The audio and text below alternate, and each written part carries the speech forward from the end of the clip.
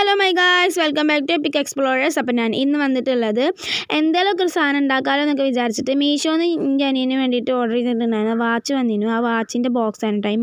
അതിൻ്റെ മുകളിലൊരു കവർ ഉണ്ടായിരുന്നു. അതിമേണ് അഡ്രസ്സ് ഉണ്ടായിരുന്നത്. അതുകൊണ്ട് എന്ത് ചെയ്യുന്നു, എനിക്കും വലിയ സീൻ ഉണ്ടായില്ല, പിച്ച് കയറേണ്ട ആവശ്യമൊന്നും ഉണ്ടായില്ല.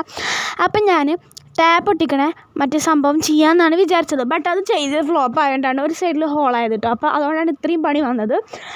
അപ്പോൾ എന്തായാലും ഞാൻ എന്തെങ്കിലുമൊക്കെ ചെയ്യണം എന്നുള്ള രീതിക്ക് എന്ത് ചെയ്തു, അങ്ങനെ ചെയ്യാൻ തുടങ്ങി. എന്താ ചെയ്യേണ്ടതെന്ന് അറിയാത്തതുകൊണ്ട് തുടങ്ങി വെച്ചു.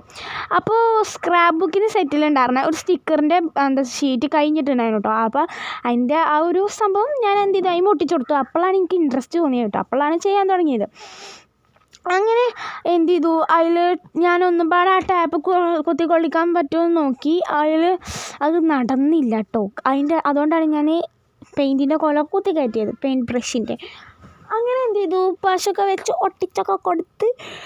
പിന്നീട് ആലോചിച്ചത് ഇപ്പോൾ ട്രെൻഡിങ്ങിൽ നടക്കുന്ന മണി ബാങ്ക് ഉണ്ടാക്കി ഓരോന്ന്. അത് ഐഡിയയിലുണ്ടായിരുന്നു, ബട്ട് അത് ശരിയാവുമെന്ന് എനിക്ക് തോന്നിയില്ല. ബട്ട് ഇപ്പോൾ എനിക്കൊരു കോൺഫിഡൻസ് ഉണ്ട്. അങ്ങനെ എന്ത് ചെയ്തു, ഞാൻ വരക്കാൻ തുടങ്ങി. വരച്ചു. അതിന് ശേഷമൊക്കെ കഴിഞ്ഞിട്ട് ഞാൻ ടാപ്പൊക്കെ ഒട്ടിച്ചു കേട്ടോ. ടാപ്പൊക്കെ ഒട്ടിച്ചിട്ട് ഇതിലൊക്കെ കഴിഞ്ഞ് ടാപ്പൊക്കെ ഒട്ടിച്ചിട്ട് പിന്നെയാണ് ആലോചിക്കുന്നത് ഇതെങ്ങനെ പേസ് ഇട്ടാൽ വെട്ടും.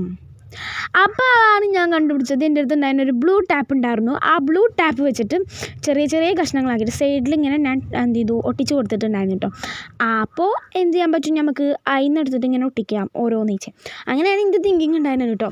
അതിൻ്റെ ഇടയിൽ എന്ത് ചെയ്തിട്ടുണ്ടായിരുന്നു, ആ ഹോൾ അടക്കേണ്ടി വന്നിരുന്നു. അപ്പോൾ സ്ക്രാപ്പ് ബുക്ക് സെറ്റത്തെ ഒരു പേപ്പർ, ഒരു സൈസ് ജേർണലിങ് പേപ്പർ വെച്ചിട്ടാണ് ഞാനത് അടച്ചത് കേട്ടോ. പിന്നെ ഷേപ്പ് ഇപ്പോൾ കാണുന്ന മാതിരിയൊന്നുമില്ല, ആ കാണുന്ന മാതിരി ആയിരുന്നു. അപ്പോൾ ഞാനൊക്കെ ടാപ്പൊക്കെ വന്ന് തിരിച്ച് ഒട്ടിച്ചൊക്കെ കൊടുത്തു.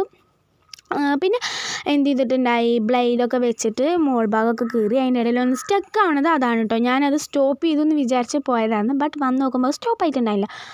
അപ്പം ഞാൻ എന്ത് ചെയ്തു, അത് സ്പീഡിലാവുമ്പോൾ റെഡി ആവുമെന്ന് വിചാരിച്ചു. ബട്ട് റെഡി ആയില്ല കേട്ടോ.